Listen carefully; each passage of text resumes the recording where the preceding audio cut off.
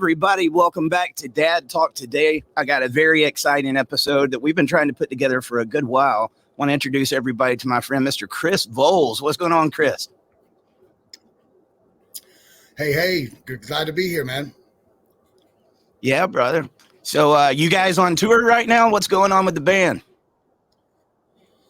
No, we're actually home for a minute. We've done a bunch of shows recently.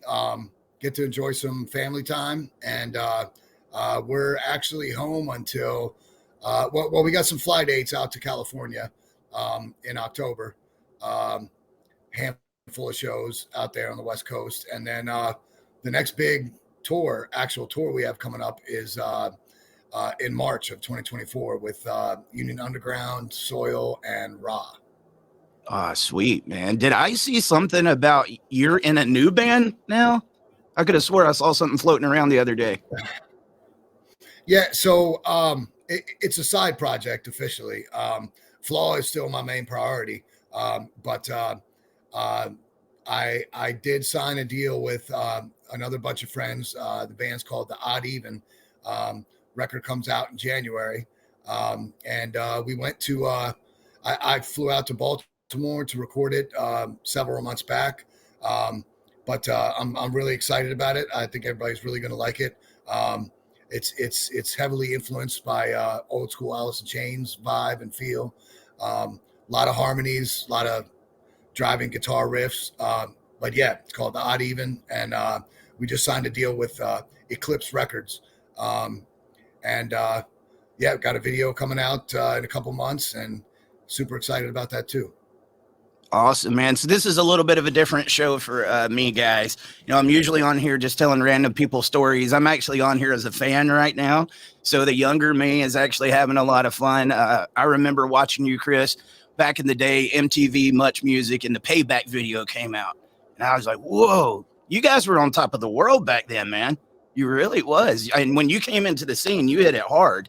But so I'm definitely a big fan, but I wanted everybody to hear a little bit of the backstory of Chris, because I think there was a lot of trauma and adverse childhood experiences, which is something we talk about on the show all the time, that went into the lyrics of your music. And if you listen to Flaw, I'm sure that you've heard it. But I'm going to start it back at the very beginning here. I know, Chris, you were adopted. Tell us about what age you were when you got adopted and why. Okay, so long story short, just like in a lot of other situations, my mom was 15 when she got pregnant with me, and my grandparents on her side, her parents were extremely religious, didn't approve of unwed childbirth, and so they kicked her out of the house. The story I got was she hopped around from friends to friends' houses and everything. I was actually to kind of shift gears for a second. I was born in 1973, the year that Roe versus Wade became legal. So she had the option to abort me, and thank God she didn't, because I wouldn't be here right now. So she had me, and struggled as a 16-year-old trying to raise a child, not living at home, not having parents' support.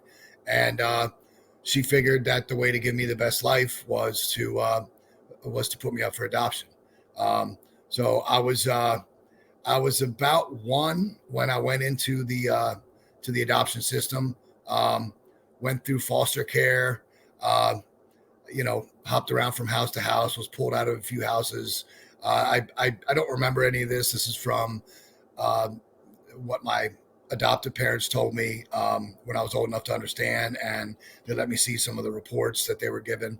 Pulled out of a few foster homes for neglect and abuse, and I was finally adopted by my parents that raised me. God bless both of them. When I was about 2.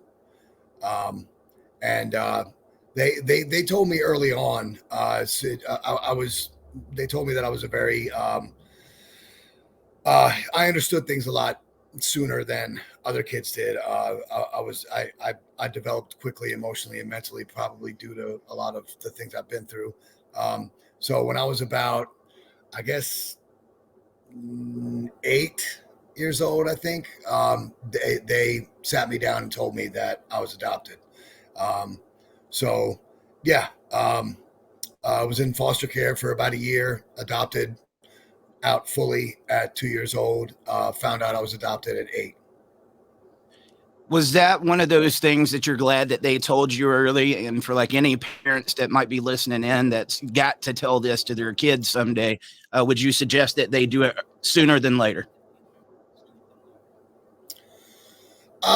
Yes. I mean, that's a tough question to answer because, it always depends on the child, and it depends on the family. It depends on the emotional maturity of the child. Um, I according to my parents, what was early for that.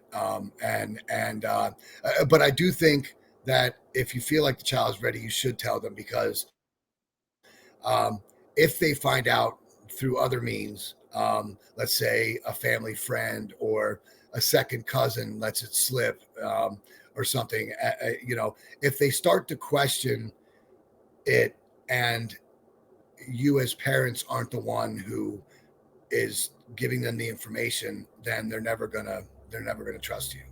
Um, and so, once again, it's a case by case basis.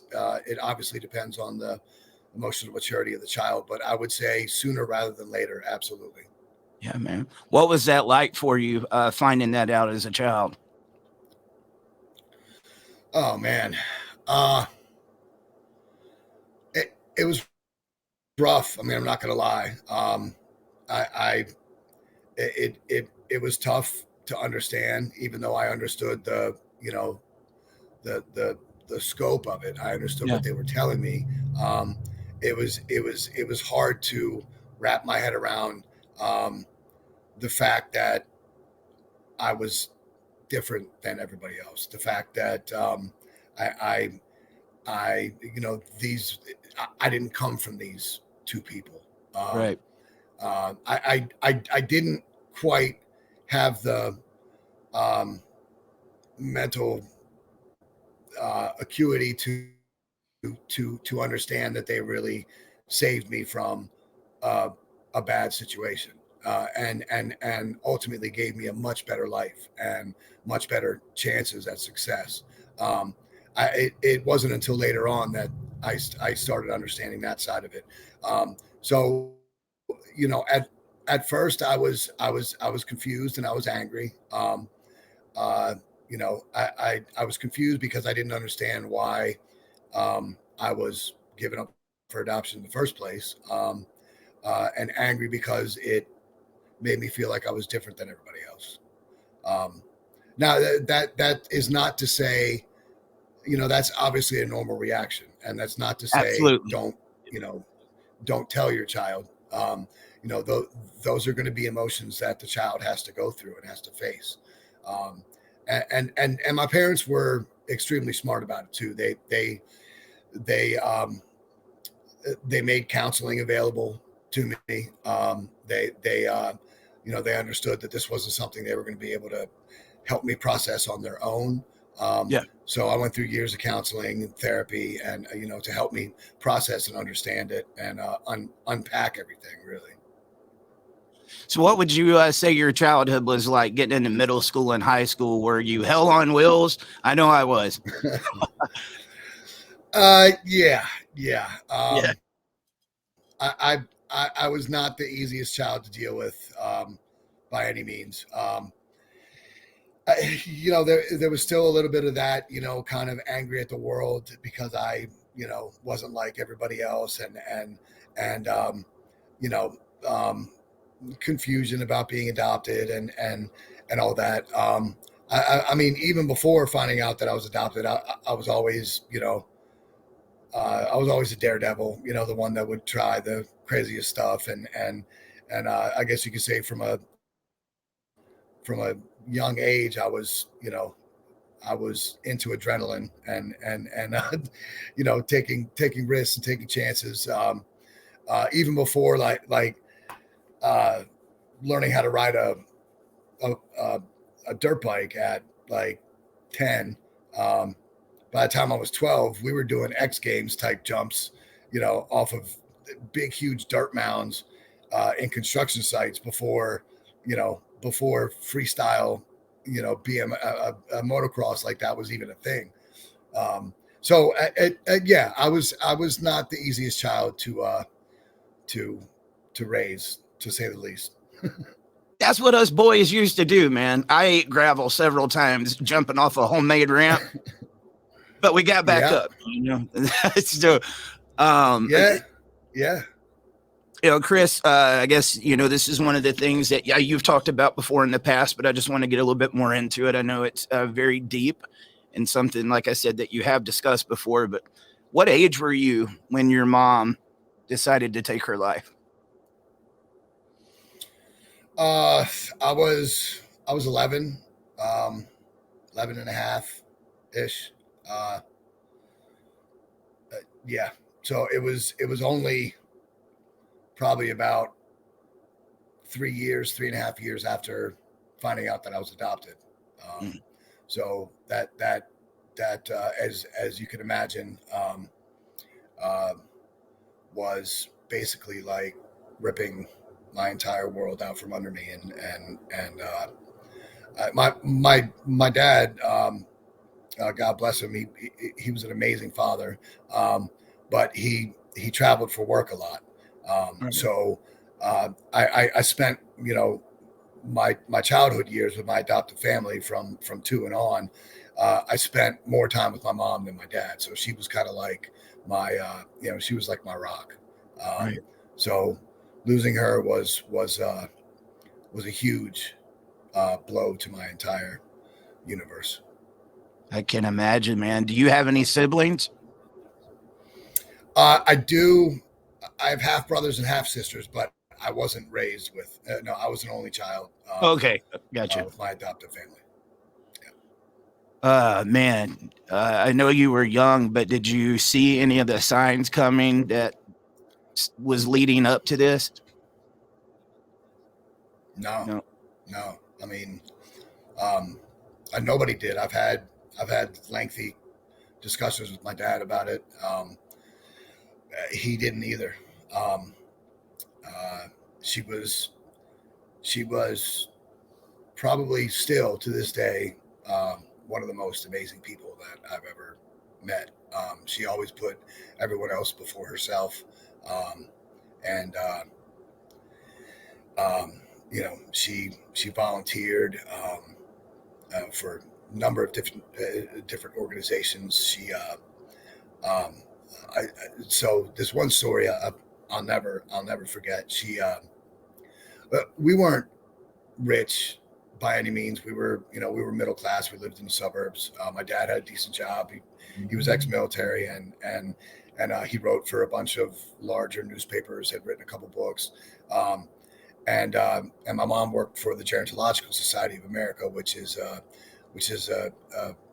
government-funded agency that does research on aging, and so we were middle class, and she read an article in the local newspaper one day about a woman who was living on a farm in a shack raising her granddaughter, and she could barely afford to put food on the table, get her granddaughter clothes for school. She actually, through my dad's connections, got a hold of the editor of the newspaper, and I can say this now because statute of limitations is probably way far gone, but she was able to find out where the woman lived, and she brought me along. We went to the grocery store and bought a couple $100 back then, which was a lot of groceries. These days it's not, but bought a bunch of groceries, brought her over to her house. She saw the conditions that the woman and her granddaughter were living in. They only lived about 10 miles from us. And So instead of, just she didn't want this woman to feel like she was, above her or giving her handouts. So um, she asked her if she wanted a job, and she hired her we didn't even need it because my dad took care of all that stuff. But we hired her as like our like kind of groundskeeper, yard keeper, and put her on a salary. And um, it's little things like that she did. Just from reading a story in the newspaper, she was she was an amazing person, always putting other people before herself. Um, and so no, to come back to the question and answer it, um, I had no one saw this coming at all. So I'm sure that you've comprehended this several times yourself. It does sound like a very loving person, taking and you doing this for this woman. Sounds like a person that really wanted to do good for, other human beings. What do you think it was? Was she suffering from depression, or you don't know? Um, I mean, we've discussed several things. We did find out after she passed that she was seeing a counselor, Okay. just a private counselor. She didn't tell anybody. She did have issues, but they weren't biological. They weren't like chemical imbalance type issues. She grew up during the end of World War II in Germany. My dad actually met her when he was stationed in Stuttgart in the army. My dad was part of the cleanup crew at the end of World War II, and so her whole childhood, she grew up, getting yanked out of bed in the middle of the night because the air raid sirens were going off, and hoping that she made it to a bomb shelter. Mm. Her whole childhood was very chaotic. She talked about it a little. Didn't really go into detail. I don't think she wanted to scare me at my age as a child. I'm sure there were horrific stories that she didn't even want me to know about. She lost a lot of her friends as a kid, due to the war and stuff. And so when she moved here, when she met my dad and they fell in love and they got married, and she moved here, became a U.S. citizen, went to college, got a degree from University of Maryland. She really felt like she was taking, a step away from all of that pain and sorrow and misery, but I think a lot of it still lived within her, and I think she was trying to sort through some of that. By going to a counselor, we found out after, she had passed. But yeah, I mean, she obviously had a lot of underlying issues that nobody knew about. I obviously never saw them, or they never came out. I mean, they were Yeah. never abusive. They were never, she was the perfect mom, really. I yeah. How did this affect your father afterwards? Uh, he took it pretty hard. Uh, uh, I mean, he didn't he didn't even like talk to another woman romantically or go on another date for probably 5 years or so after her passing. He he really just dove into his work, which I completely understand. Um, Absolutely. and um, we both went to therapy afterwards. He felt it was very important for me to go back into therapy after unpacking all the adoption stuff, and Yeah. so that somebody could help me figure out how to process what she had done also. And so we both went through years of therapy after that, which I'm extremely thankful for. Um, I definitely wouldn't be the person I am today if it wasn't for the fact that, at 11 years old, not understanding what had just happened, um, already angry at the world for not understanding why I was adopted, then having my mother taken, I wouldn't have been able to process that on my own at all. Yeah. How did that change you as a child? What were some of the issues you saw yourself going through? Geez. I mean, uh, it's hard to say really because, like you said before, boys are a little crazy Yep. off the bat anyway, Yeah. but I mean, I definitely didn't really have the same kind of fears that my friends did, like Yeah. they, you know, um, we'd be stupid adolescent boys, like climbing to the really high spot on a tree, and everybody's like, "I dare you to jump off," and my friends would be like, "Oh no, my mom's expecting me for dinner," or "No, I don't want to break my leg because I just got a new bike," and I'm like, you know, it Yeah. doesn't even matter. Let's do it. And so I would do it, and never hurt myself, never broke a bone, surprisingly. Uh, but yeah, I mean, it definitely affected. I definitely had a no fear attitude. I had an issue with authority for a long time just because I was angry at the world, um, and uh, blamed God for a long time too. Even though it hurts to say that because it's definitely not his fault.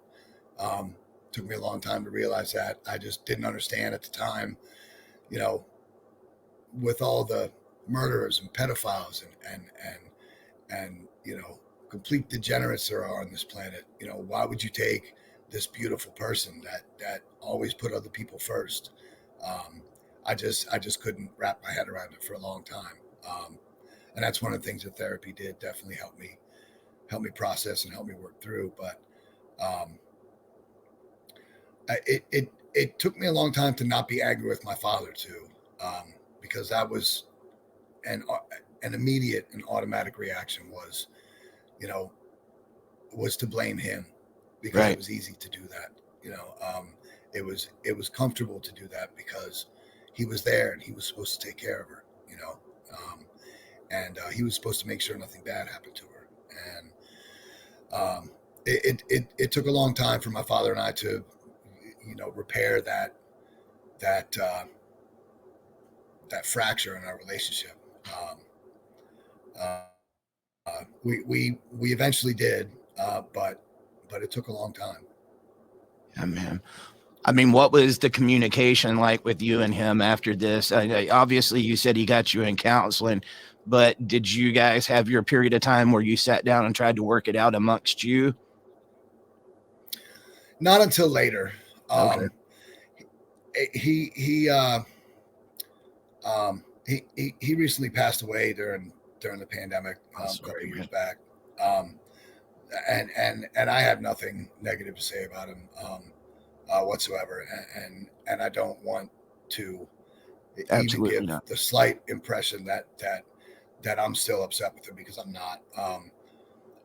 But it wasn't until many years later that we actually were both able to set um, our feelings aside and work through the many issues that we have with each other. He basically, because I was acting out, rambunctious, and angry at the world, he didn't know what to do. And with him traveling for work all the time, he was always getting sent, you know, uh, out of town to cover stories or overseas, and so he couldn't be home to really raise me. So he eh, eh, he thought the only way to deal with that was to put me in boarding schools. I spent a lot of time in like live-in boarding schools. Um, and then for high school, he sent me to an Army-run military academy, Macedon Military Academy in Woodstock, Virginia, which is a live-in boarding um, Army-run high school. And so I wasn't home a whole lot uh, from the age of about 13 and on. And then And then at 17, when I finally came back home, late 17s, almost 18, I just decided that I wanted to move out on my own. That I, he was still living in the same house that I grew up in, that my mom lived in, and it hurt me to be there every day, and see her, picture her in the kitchen or see her in the hallway. It was just rough. So I decided to move out early, and he was always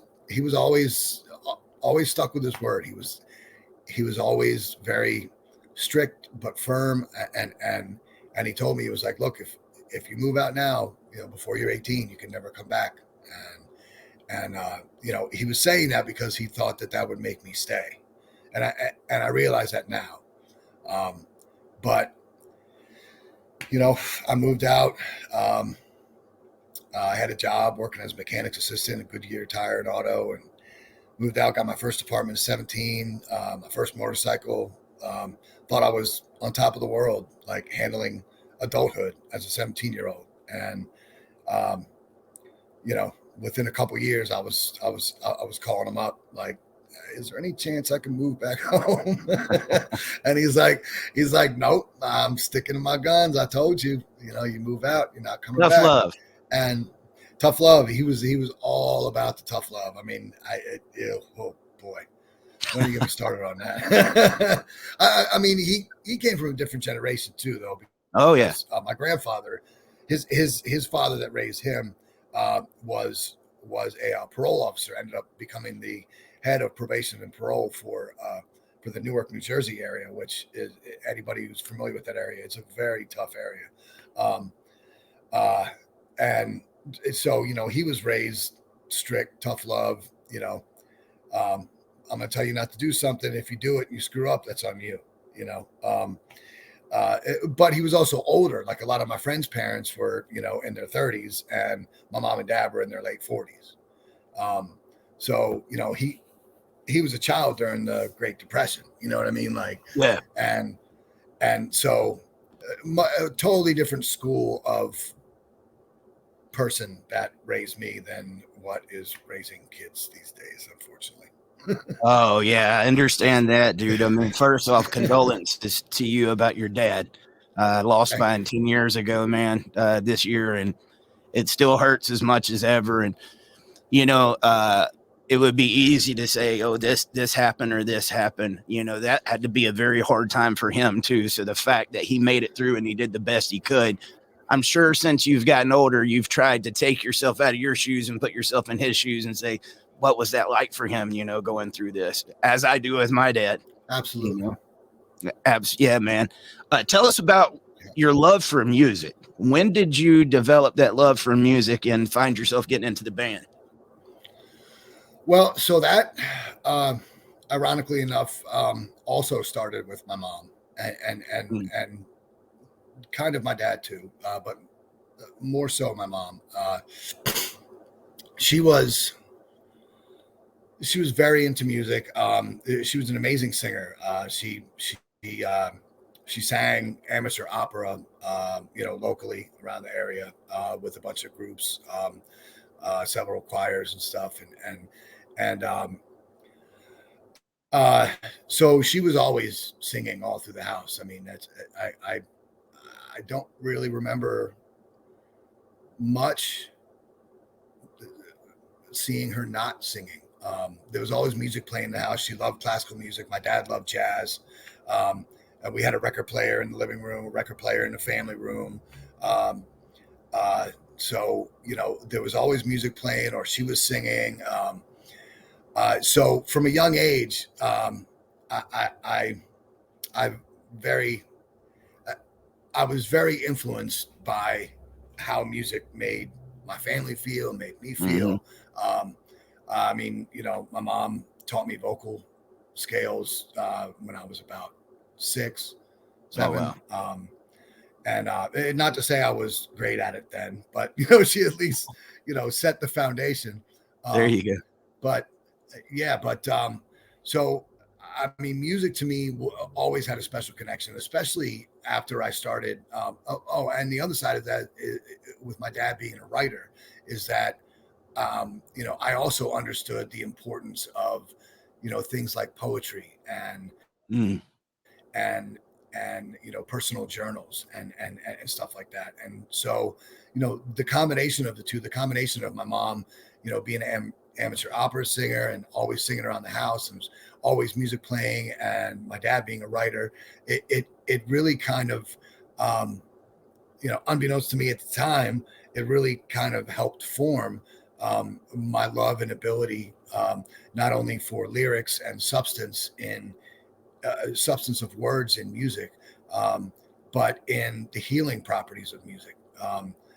Because music really saved my life. I don't know how many times after my mom's suicide.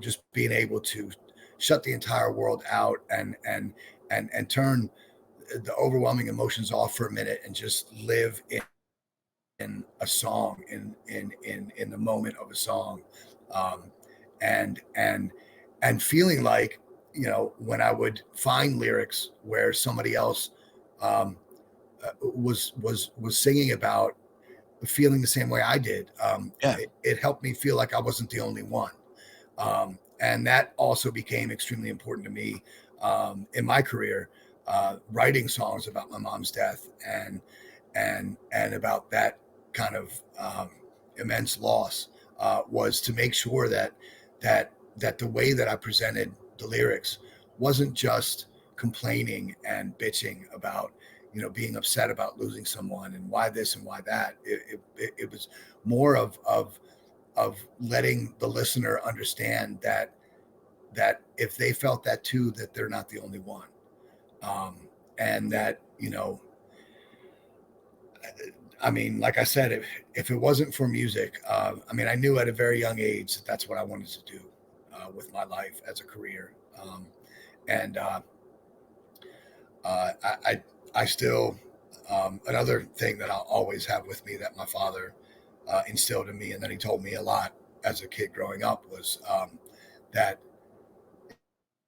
if you find a job, if you find a career that you really love and that you're passionate about, you will never truly work a day in your life. That's Even right. when it feels like you don't want to go on, and even when it feels like you're tired and you're spent, or you're tired of this or you're tired of that, you still never truly hate your job. And he instilled the importance of that, because when you spend your life and your life's work building something, it needs to have that importance to you. Otherwise, you're miserable.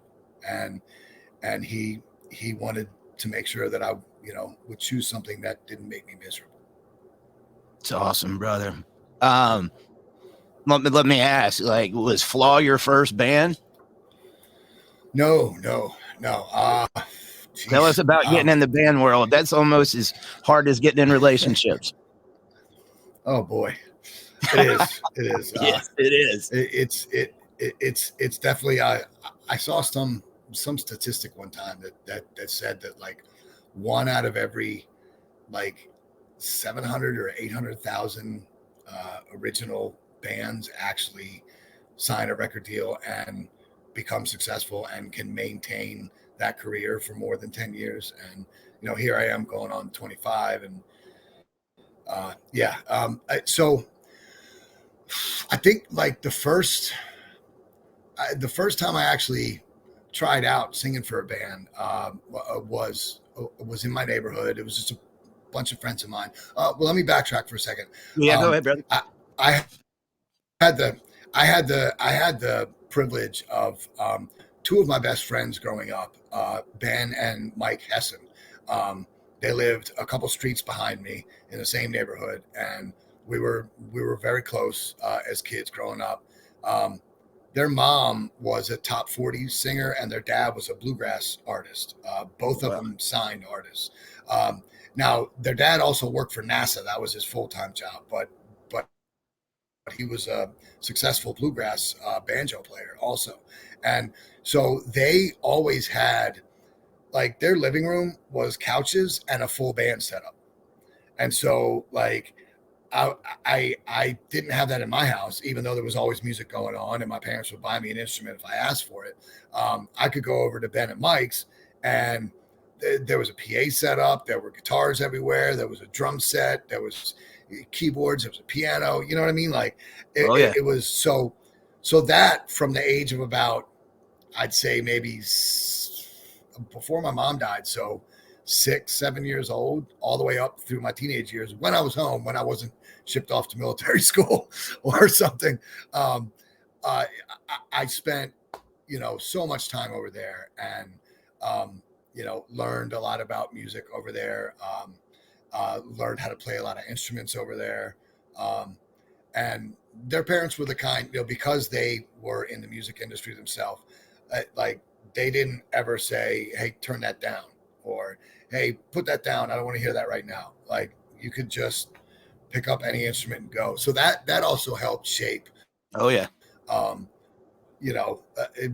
an early age, that really helped shape my love and passion for it also. But so some friends of mine in the neighborhood had a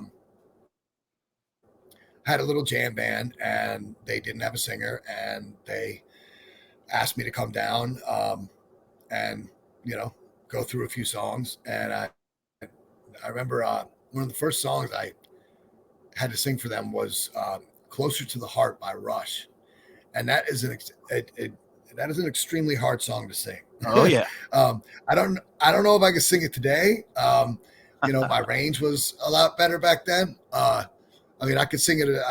I could transpose it down a few keys, but yeah, they were like, dude, you got the job. And so I never played any gigs with them. That was more of like just a jam thing. We would hang out after school and learn songs. Guns N' Roses record came out, and the very first one, and we're like, oh dude, we're learning this whole thing. Damn right. That's what made me pick up a guitar. Yeah, dude. So that was my first experience with like an actual band, aside from the Hessens, because they also had a band that played locally and did. They were a little bit older than me, but yeah. So they had a band. I still remember they had a band called Lost Cause that used to play at like the ice rink, and like we had a pond down the street that had an amphitheater, and in the summer times they'd have little neighborhood get-togethers, and Lost Cause would play that. Oh my God, it's so long ago. But I know we're old. So yeah, I know we're old now. What happened? What happened, man? I don't know. I'm pissed off about it, but there's nothing you can do about it. Yeah, I know. I just turned 50 this past August. And I was about to ask you, man, when you said 73, you was born in 73. Oh yeah. Yeah. Oh man, congratulations. Thank you. I just have to make sure I don't sleep in the wrong position. Otherwise I can't walk for 2 days. But other than that, I'm great. Don't headbang too hard. I'm sorry. Oh, what's that? I'm sorry, I didn't catch the last part. I said don't headbang too hard. You'll pay for it the next day. Oh yeah. Oh, I do. I mean, I need a couple of days. I need a couple of days to relax after I get home from every tour, just from slamming myself around on stage so much. But yeah, so from there, it was just jam bands around the neighborhood, and sitting in with my friends, Ben and Mike and Ray Hessen. It was actually 3 brothers. Ray was much older though; he was a senior when we were freshmen, so we had a different group of friends. But from there, after I moved out at 17, and thought I had the world by the tails, I ended up.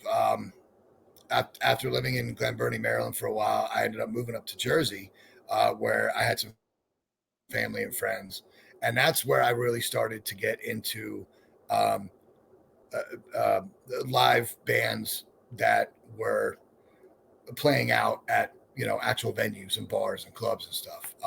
That was in Asbury Park, New Jersey. And yeah, so the first band I was in out there is a band called Terminus, and we played a bunch of shows. Actually, our first big show was at the Stone Pony in Asbury Park, New Jersey, which is famous because that's where Bruce Springsteen got his start. And the venue's still there. They still host a ton of nationals every year. But that was my first taste of really, being on stage on a repetitive basis. That was my first taste of really digging in and writing original music with other people, with other band members, guitar players, drummers, bassists.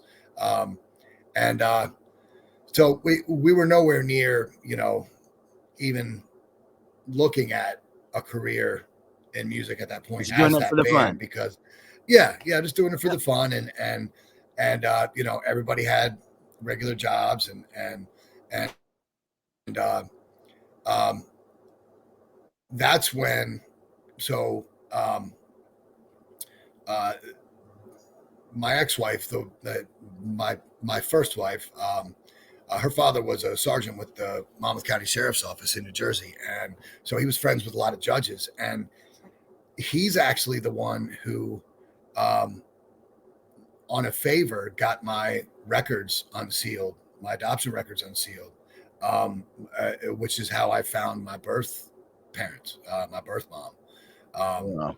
because Maryland is a closed records adoption state unless it's stated otherwise. And so, but you have to hire attorneys to go in and get approval, get judges' approval to even to go through these files. Because as you know, a lot of times,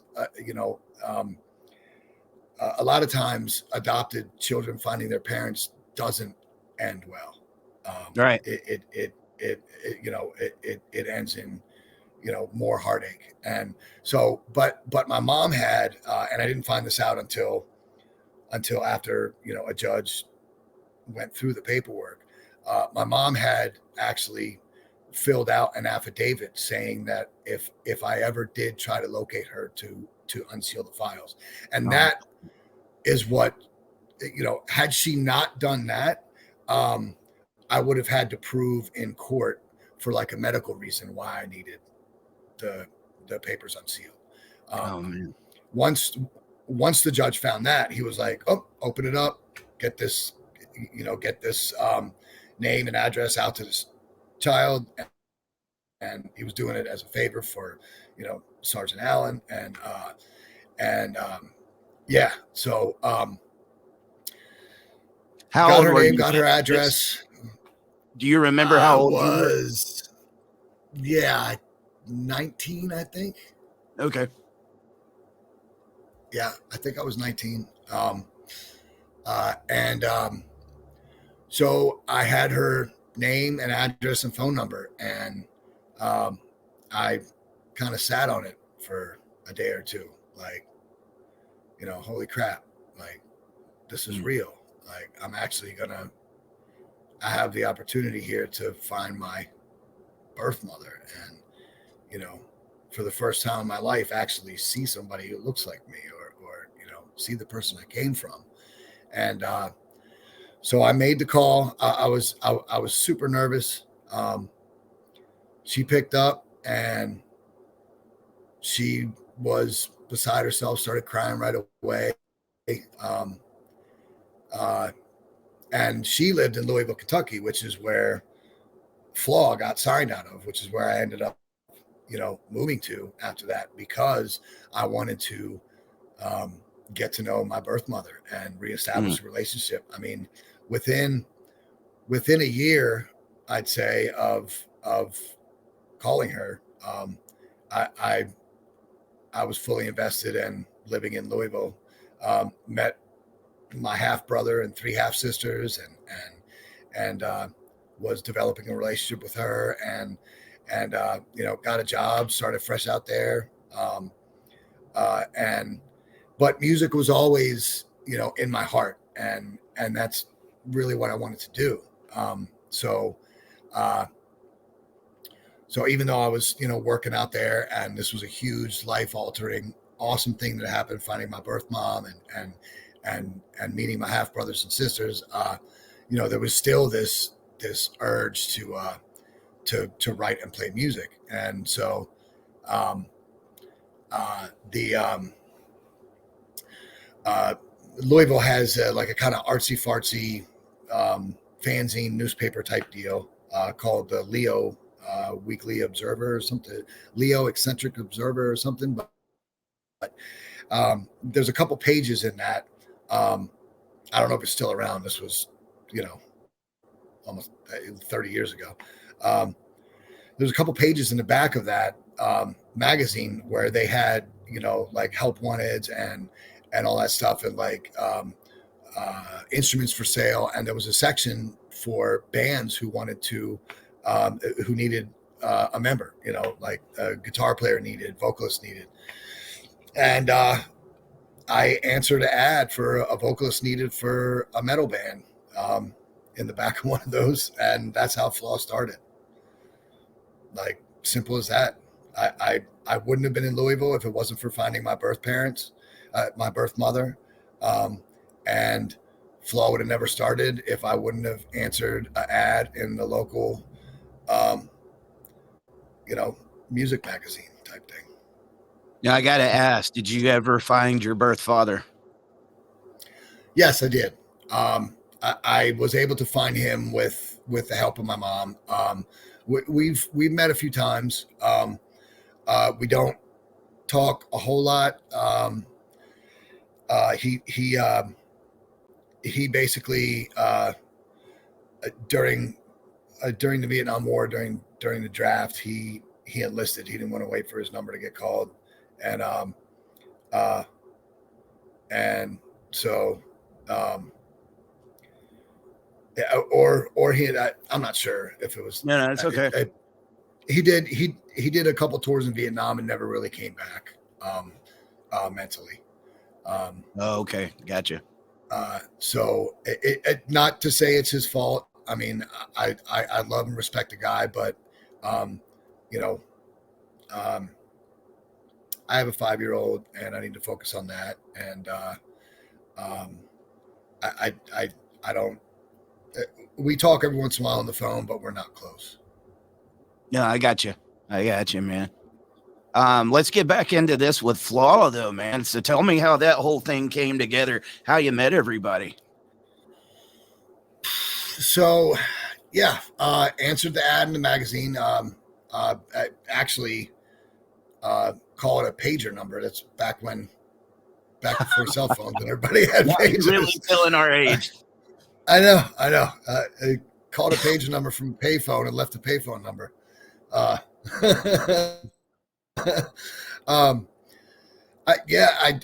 answered that ad, met Jay.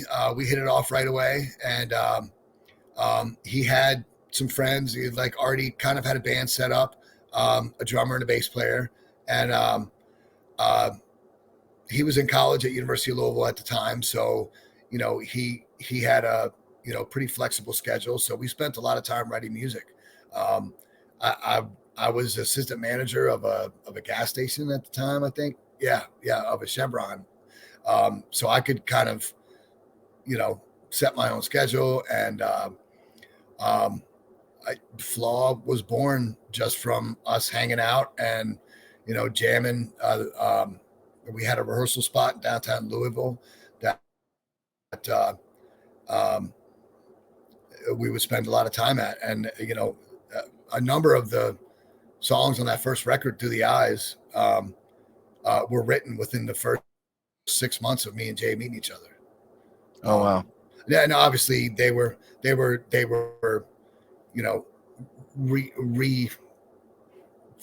and restructured and expanded upon, but right. The bones and the meat and the bones of half of that first record were written within the first 6 months of me and Jay meeting each other. And so then we basically just, kept writing, kept rehearsing religiously. I mean, we spent every waking minute that he wasn't in school and I wasn't at work was at the rehearsal studio.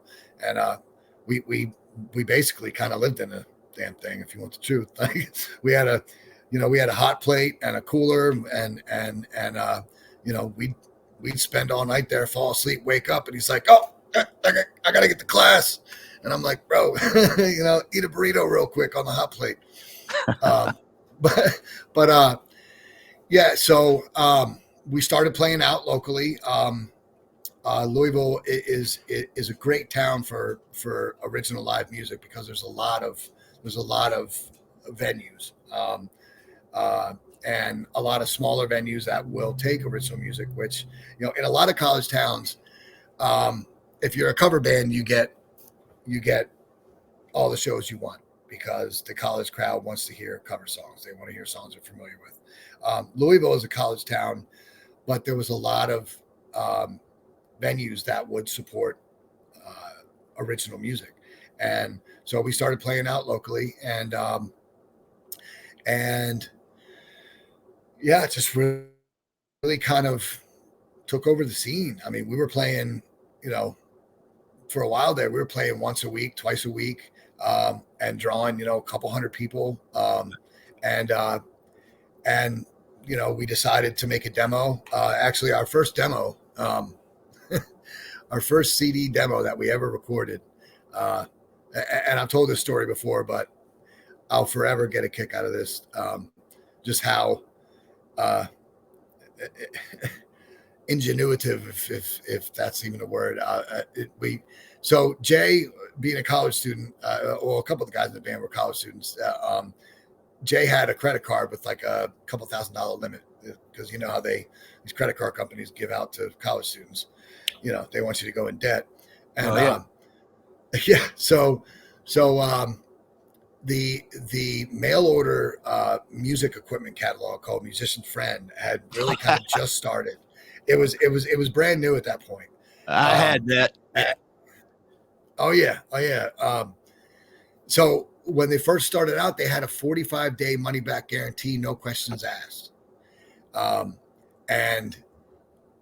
So we did some research, did some studying. Our drummer at the time, Ivan, knew a little about, engineering and stuff. And so we ordered probably about, I don't know, $2,000 or $3,000 worth of gear off of Musician's Friend, everything we needed to record our own demo in our rehearsal spot, made sure we didn't damage anything, kept all the, the wrapping and the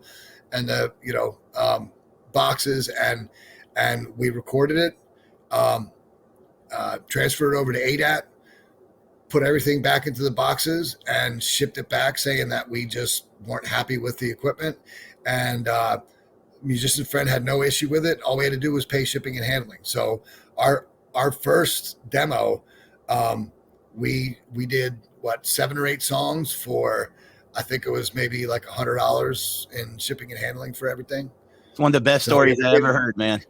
I love it. We didn't break the law, and we didn't, you know what I'm saying? Like it just, it was no questions asked. You guys said this right on the front of your magazine, no questions asked, a 45-day money back guarantee. And so we took advantage of it. People have no idea how hard it is being in a band. I swear. And I mean, for people that's not in the business, just you saying that back then you was drawing a couple of hundred people on the local scene. That's big. That's big. Yeah. It's hard to get a couple of hundred people out. So that's really impressive, man. I'm curious. Were you always partial to metal, or is that something you just kind of got into as you went to Flaw? No, I was always partial to metal. I mean, the first two albums, the first 2 records I was ever bought as a kid, I think I was 7 or 8, was the Beatles, Yesterday and Today, and Van Halen, Diver Down. And if you remember, Van Halen, Diver Down was actually it was an EP. It was like a 6 or 7 song EP on record that came out before their first actual album. Oh, wow. So that's how long ago that was. But yeah, I mean, I grew up as a child listening to classical and jazz because that's what my parents were playing. But I mean, from in adolescent age, I was into classic rock, and then, 80s metal came out, and that just blew me away. I was a huge Journey fan. Steve Perry still, I think, is one of the best singers ever. He's great to live. But yeah, I've always been partial to metal. I mean, I listen to all different kinds of stuff. Still to this day, I listen to everything from hip hop to country. But I've personally always been partial to rock and metal. Gotcha, man. So how long was Flaw out before Through the Eyes came out? And like, tell me about how you guys got discovered. Oh boy. So we got together like 95, 96, and we signed our record deal in 2000. So we were together as Flaw for probably about 5-6 years before 2001, maybe. Well, the record came out in 2001. We signed the deal only about 3 or 4 months before the record came out, because it was pretty quick. Once we signed the deal, they sent us out to LA. They, they gave us a couple of choices of producers, and it was pretty quick from the time we signed the deal to the time that we oops, sorry, I don't want to get my TV in there. From the time we signed the deal to the time that the record came out was only about 6 months. It was a longer process than a lot of people think, though. We signed with a management company probably back in like 99. Revolver Management. They had bands like Everclear and a bunch of others.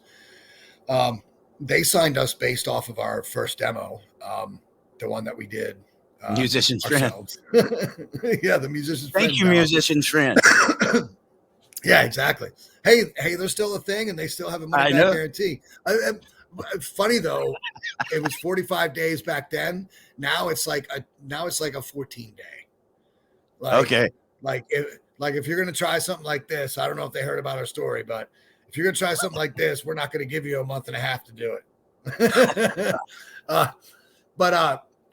Yeah. So we signed with the management company, and they flew us out to LA, and we did a showcase in front of 20 of the biggest major labels on the planet, and we didn't get a single offer. And this was like 98, 99 ish, and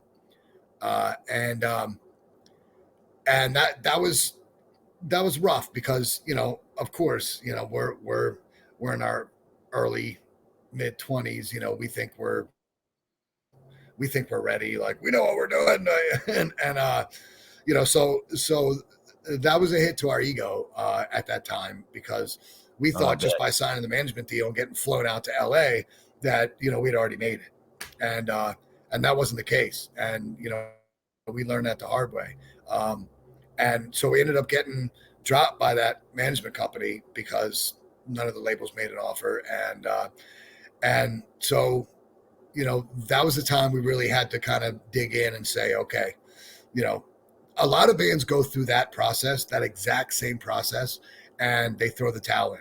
They're like, all right,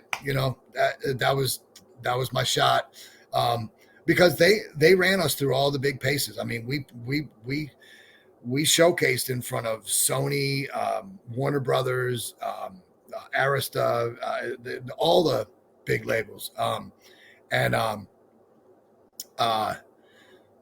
nobody made an offer. And so we went back home. We got dropped by the management company, and we sat down and we're just like, look, we can learn from this, and we can pick ourselves up, and we can keep going, or we can throw the towel in. And I personally said, I'm not throwing the towel in. This is what I'm doing with my life, and I'm not giving up, and I'm not going to quit. I know we have something. We've proven that we have something, because we're selling tickets, and it's not just our friends. You know what I mean? Like, so we dug back in, and we ripped a bunch of songs apart and restructured them, and figured out what parts were strong and what parts weren't. learned a lot more about proper structure of songs and like what gets people's attention, what loses people's attention. You know, how long is a verse too long? You know, when is a bridge too long? All that kind of stuff. We dug back in and really restructured. And about a year later or so, maybe a little bit longer. Meanwhile, this whole time we're still writing stuff, and we're still playing shows locally, and we're still doing really well, you know, in our area in Louisville. About a year later, a manager, there's a local record store called Ear Ecstasy, and it was one of those indie record stores. It wasn't like a big, you know, conglomerate chain, and they always had a section of just local artists, which was really cool. A lot more. Well, now there's barely any record stores because everything's Yeah, digital, that's what I was thinking. yeah, unfortunately. But so we had our demo in that local section, and a manager that lived in Louisville that you know, worked with some bigger bands and stuff. He made it a habit to, like, once a month or so, just go into Ear Ecstasy and flip through the local section and see if there's anything that caught his eye. You know, just bands to, you know, work with, bands to sign. And he came across our CD, and he called us the next day after listening to it and said, look, I can get you guys a record deal. And we were like, yeah, we've heard that before. Okay. You know, that's great. You know, who are you? And what do you want? You know, and he really dug in, and you know, we re-recorded the material from the first album, from the first Musician's Friend CD. We re-recorded that with the restructuring we had done, and so we had some more solid, more impactful versions of our songs. And we were wiser. We knew a little bit more about the industry. You know, we knew not to go in there like we were, you know, king of the hill. You know, and so after several months of working with him, he got a showcase put together that we did at CBGB's in Manhattan, which is not there anymore. You're right. World famous CBGB's got torn down to build dorms for NYU. Unfortunately, it's not even there anymore. Iconic place that now, yeah. Anyway, that's a whole nother topic. But yeah, so he brought us up to New York. We showcased the CBGBs in front of 20 of the top major labels again, and got like 2 or 3 offers. And the Republic Universal Music Group is the one that we decided to go with after listening to the A&R guys pitch and doing some research on the labels, and there you have it. We signed our deal before we left New York after playing that showcase, and came home to Louisville, major label recording artist. So when you got back home, is that when you dyed your hair blonde for the Payback video, or was it naturally blonde? No, it was never naturally blonde, but I had been dyeing it blonde. I had been dyeing it blonde for a good amount of time before we signed the record deal. Okay. Just the difference between the blonde that I had before we signed a deal and the blonde that I had in the Payback video is that the blonde that I had in the Payback video was actually done by a professional stylist. And before that, I just bought bleach and did it myself in my bathroom. Yeah. Dude, I remember where I was. That's the only difference. What I was doing when I first saw that song. For people that don't remember back then, there used to, before Fuse TV, there was Much Music, and Much Music had a show on with Mistress Julia. And I saw the Payback video come on, dude. And I was like, holy shit, who are these guys? I still remember where I was, everything, dude. That's how much impact that had on me back then. I mean, what was that like, you know, going through that success at such a young age? Well, here's a fun fact about that show that you saw Payback on. Our bass player Ryan ended up dating Mr. Stulia for like Okay. for like a couple years. So anyway, that's neither here nor there. No, I got you. But okay, what was the question? I'm sorry. I was just like, what was that success like at such a young age, man? You've been out there, you've been grinding. Now it hits. You got the music videos going. I mean, when you guys came on the scene, you came on hard. I remember it took off like wildfire, man. It was it was intense, man. It was insane. I mean, it's, you know, all the emotions, all the hard work of you know, decades of putting all this time and effort into something.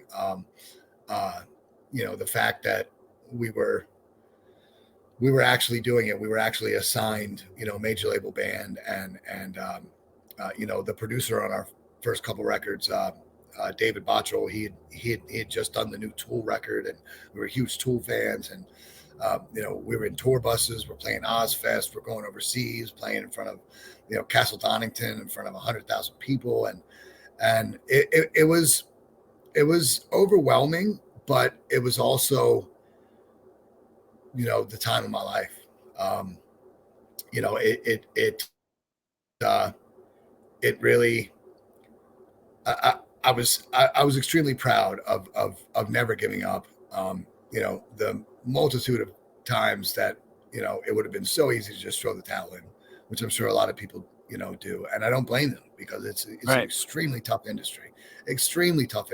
I mean, you know, you think that signing, you know, getting the record deal is the goal.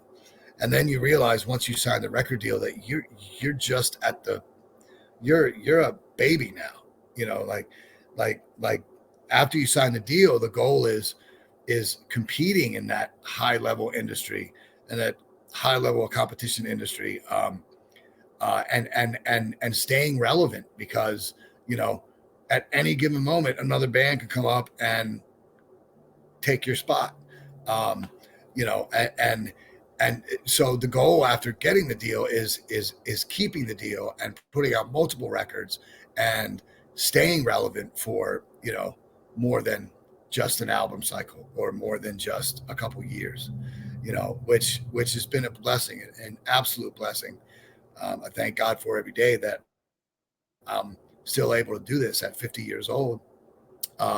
You know, Flaw is, you know, still a signed artist, and, you know, we got material that we're finishing up now. We got a brand new Flaw record that's coming out first quarter of 2024.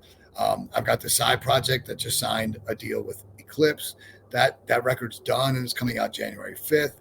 You know, like, the fact that I can still do this after, you know, 25 plus years, is just, I'm truly blessed, and I'm truly grateful.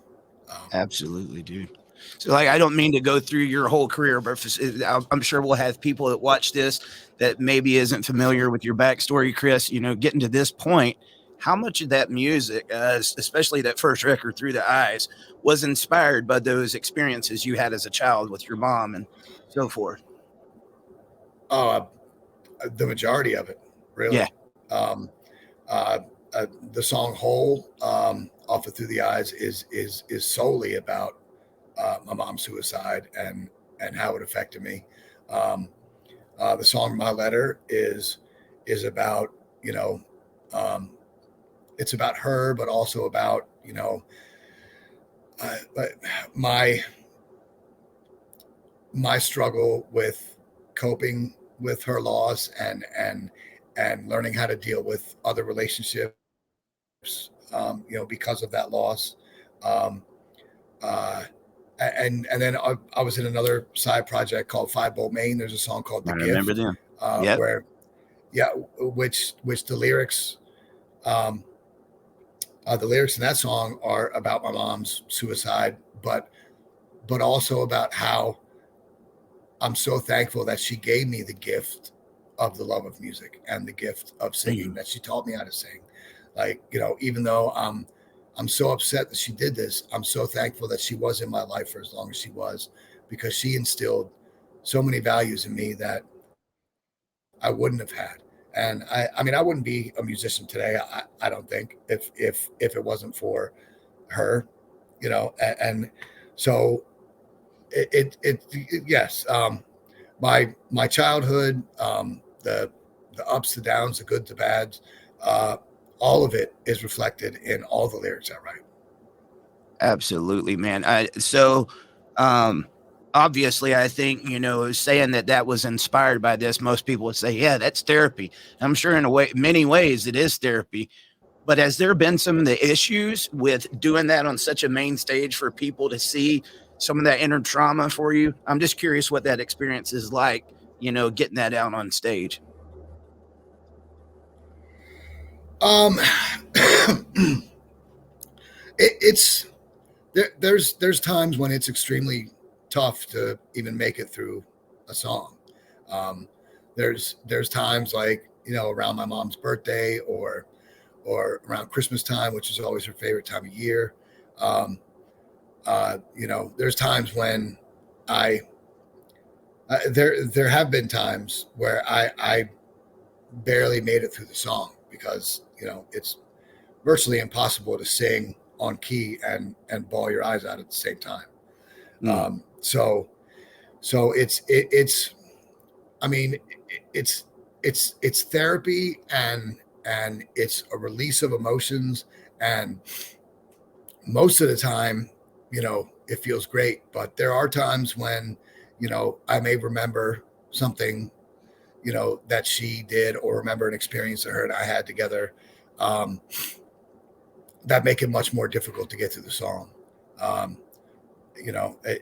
Yeah, there's been times where I've struggled to get through that song on stage. Definitely. So I bring that up because it's a memory of mine. The first time I met you and watched Flaw, I have been privileged to see many bands live, but there was something that was different about you, and it sticks with me till this day. It was Atlanta, Georgia. It was a club I had, Planet X, down in downtown. A motor grader opened up for you that night. I had booked them to open up for you. As you were singing My Letter, I literally saw the eyes roll in the back of your head in one of those screams, and you had tears coming down your eyes. I had never saw anybody on stage that felt the music, that was feeling the lyrics like you. And to this day, dude, it still sends chills down my spine. This stuff still affects you even till this day. Oh yeah, absolutely. Without question. I mean, it sometimes fans ask why we don't play whole live as much as some other songs, and I tell them the truth. It's just, there's some days when it's almost impossible for me to get through that song. But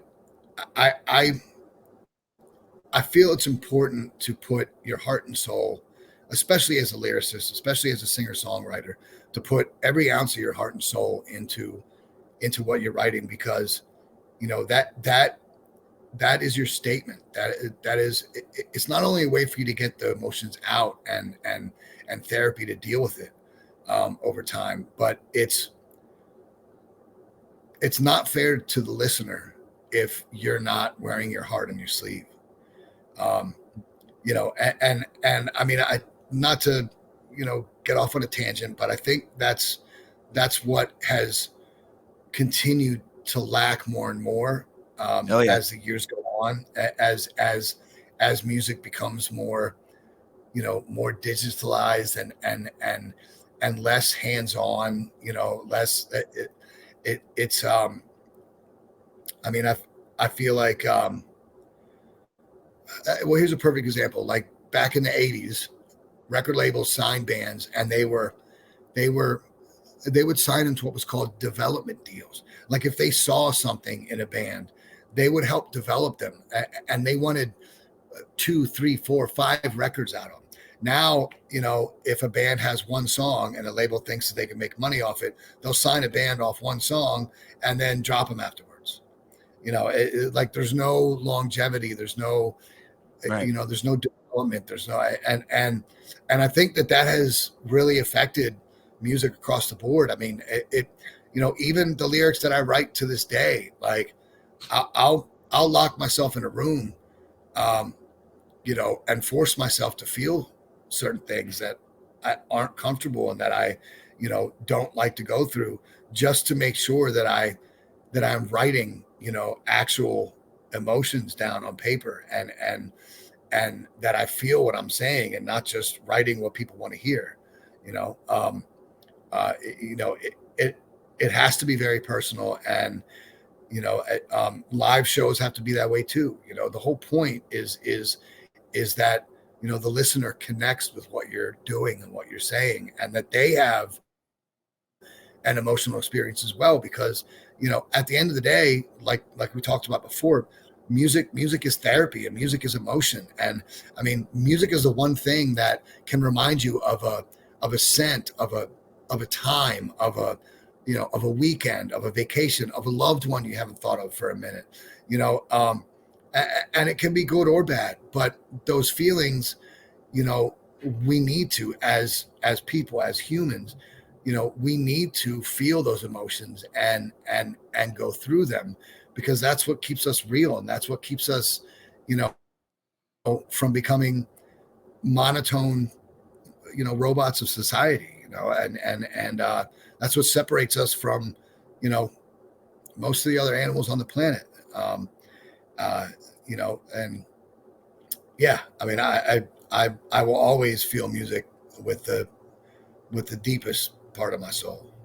Always. It's beautiful, brother, and it shows. It definitely shows, man. I'll never forget that as long as I live. You mentioned a little bit about some of your other projects and stuff coming up. So when are you going back on tour, and what else can we see from you in the future? Okay, so Flaw has we're flying out to Los Angeles in October, the 12th, 13th, 14th, I believe. We're at the Whiskey A Go Go, the world famous Whiskey A Go Go on the Hollywood Strip. We got West Hollywood, Fresno, and Santa Ana, California. And then we fly home, and we're home for the holidays, Thanksgiving and Christmas. And we're finishing up the new Flaw record. Hope to get in the studio during that time to track it all out so that it's ready for the first quarter next year. And then the next big Flaw tour we have starts in early March with the Union Underground, Soil, and Raw. And that's a nationwide tour. Awesome. Yeah. So, and then I've got a side project called The Odd Even that just signed with Eclipse Records. That album is done, and it's due out January 5th globally. So yeah, a lot of things on the horizon. And I'm just super, super stoked to still be chugging along at 50. I hear that, man. Guys, if you have never seen a Flaw show, you don't know what you're missing. I am telling you, get out there. They give it everything they've got. And I can tell you from personal experience, it's one of the shows that definitely stuck out for me. And I want to say thank you, Chris, because your music has helped me through some very trying times, man. Maybe I didn't go through the same experiences, but through those lyrics, we can all identify with something that's going in there. And I have so many times, dude. I appreciate you for coming on this show. I believe we might have a part 2 to Dad Talk with Chris Volz one day. If that happens, I'll have to let you know. Yeah, man. But brother, I appreciate you going through this, and keep doing what you do, man. All right, brother. Dude, thank you so much for allowing me to be on here, and thanks for the support. And also keep doing what you do, because Dad Talk Today is super important. You cover and shed focus on very important topics, and just keep doing what you're doing, brother. I love you, man. Yeah, you too, man.